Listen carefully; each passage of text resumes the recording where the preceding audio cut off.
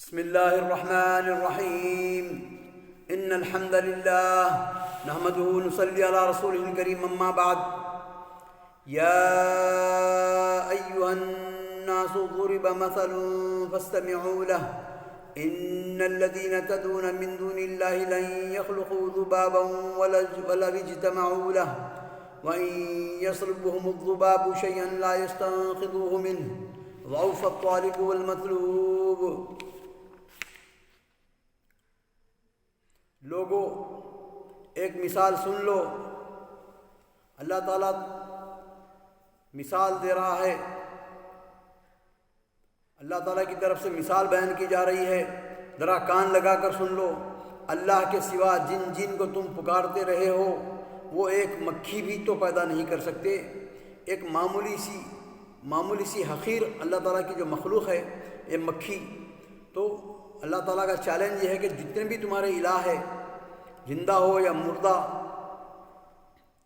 جو بھی ہو، پتھر کے، لکڑی کے، تمام جتنے بھی الہ سب کو جمع کر لو اور ان سے کہو کہ ایک مکھی کو پیدا کر کے بتائیں بس۔ خالی انسانیت کو، چاند سورج کو، زمین آسمان کو، کائنات کو بنانا بہت دور کی بات ہے، بس معمولی سی ایک مکھی کو بتاؤ تخلیق کر کے۔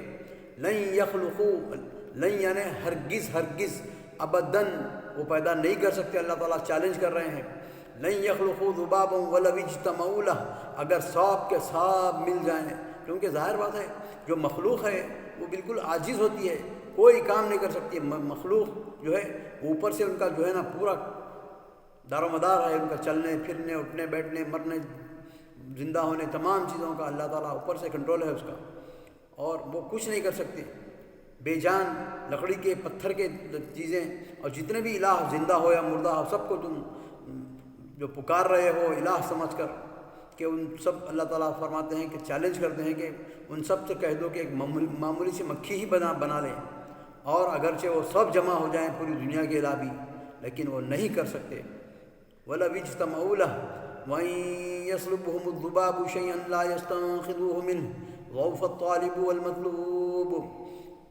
تخلیق کرنا مکھی کی تو بہت بڑی بات ہے، لیکن اگر وہ مکھی جو چیز جو چڑھاتے ہیں، میٹھا، اس کے میوے، پیسہ، بڑے بڑے ہنڈیوں میں جو ہے نا کروڑوں روپے مالک، کروڑوں روپے جو ہے نا اوراق کی شکل میں جو ہنڈیوں میں ڈالتے ہیں مندروں کے، تو وہ چاہے اگر وہ مکھی جو سامنے سے جو لے جا رہی ہے، اس کے پیروں کو جو لگ گیا ہے کھانے پینے کے لیے جو لے کے جا رہی ہے اڑ کر، وہ تک واپس نہیں لا سکتے۔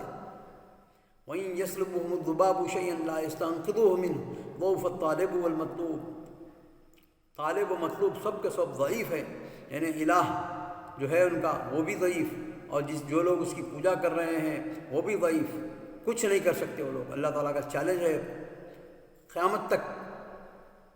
وَإِن يَسْلُبْهُمُ الذُّبَابُ شَيْئًا لَا يَسْتَنقِذُوهُ مِنْهُ ضَعُفَ الطَّالِبُ وَالْمَطْلُوبُ مَا قَدَرَ اللَّهَ حَقَّ قَدْرِهِ۔ اتنے بڑے عظیم خالق کائنات رب السماوات والارض، اس کی جو ہے نا جیسی قدر کرنی چاہیے تھی، ویسے انسانیت نے، ویسے لوگوں نے نہیں کی، مشرکین نے۔ ما قدر اللہ حق قدرہ ان اللہ لقوی عزیز، انہوں نے اللہ کے مرتبے کے مطابق اس کی قدر جانی ہی نہیں۔ یہی وجہ ہے کہ لوگ اس کی بے بس مخلوق کو اس کا ہمسر اور شریک قرار دیتے ہیں۔ اگر ان کو اللہ تعالیٰ کی عظمت و جلالت، اس کی قدرت و طاقت اور اس کی بے پناہی کا صحیح اندازہ علم ہو تو وہ کبھی اس کی خدائی میں کسی کو شریک نہ ٹھہرائیں۔ آج بڑے بڑے سائنٹسٹ ریسرچ کر رہے ہیں اسلام پر، اسلام کے قوانین، اسلام کے جو ہے اچھائیوں پر، اور ان کے سامنے کشف واضح ہو رہی ہیں چیزیں، اور فوراً اسلام قبول کر رہے ہیں۔ اللہ تعالیٰ کی عظمت کو جو ہے نا، اللہ تعالیٰ کی عظمت کا اعتراف کر رہے ہیں۔ اللہ یستفی من الملائکہ، اللہ یستفی من الملائکۃ رسلا ومن الناس ان اللہ سمیع بصیر۔ فرشتوں میں سے اور انسانوں میں سے رسولوں کو اللہ ہی چن لیتا ہے۔ اللہ یستفی من الملائکۃ رسلا ومن الناس ان اللہ سمیع بصیر۔ اللہ تعالیٰ ہی ہے وہ چنتا ہے اپنے ملائکہ میں سے، اپنے مخلوق کے لوگوں میں انسانیت میں سے کس کو رسول بنانا، کس کو نبی بنانا، کیونکہ یہود کا یہ عقیدہ تھا، یہود کا انتظار تھا کہ محمد صلی اللہ علیہ وسلم انہی کے قبیلے میں، انہی کی آل میں آنے والے ہیں، لیکن ویسا نہیں ہوا۔ نبی صلی اللہ علیہ وسلم قریش کے قبیلے میں آپ کا پیدائش ہوئی، تو ان کو تعصب ہو گیا کہ نبوت ہمارے لیے خاص ہے سمجھتے تھے وہ لوگ، ہمارے خاندان کے لیے۔ اللہ تعالیٰ نے ان کی جو ہے نا غرور کو توڑ دیا، تو اس کی بنیاد پر تکبر اور استکبار کرے وہ لوگ، اور جو ہے نبی صلی اللہ علیہ وسلم کی رسالت سے انکار کرے اور کفر و شرک کرے۔ تو ان کے جواب میں کہہ رہا اللہ تعالیٰ کو پورا اختیار ہے، کس کو چاہے رسول بنا کر بھیجے، کس کو جو ہے فرشتہ بنائے، کس کو کس کام پر لگائے، سب اللہ کے ہاتھ میں ہے، اور اللہ جو ہے نا اس کا پورا مکلف ہے۔ اللہ یصطفی من الملائکۃ رسلا ومن الناس ان اللہ سمیع بصیر یعلم ما بین ایدیہم وما خلفہم وإلی اللہ ترجع الامور۔ اللہ تعالیٰ فرماتے ہیں ہم جانتے ہیں تمہارے ہاتھ میں کیا ہے، تمہارے دلوں میں کیا ہے، تم کیا بتا رہے ہو اور کیا چھپا رہے ہو، تمہارے سوچوں میں کیا ہے، تمہاری زبان پر کیا ہے، اللہ تعالیٰ سب جانتے ہیں۔ حق کو واضح اور باطل کو واضح طریقے سے سب جانتے ہیں۔ اللہ یعلم ما بین ایدیہم وما خلفہم وإلی اللہ ترجع الامور۔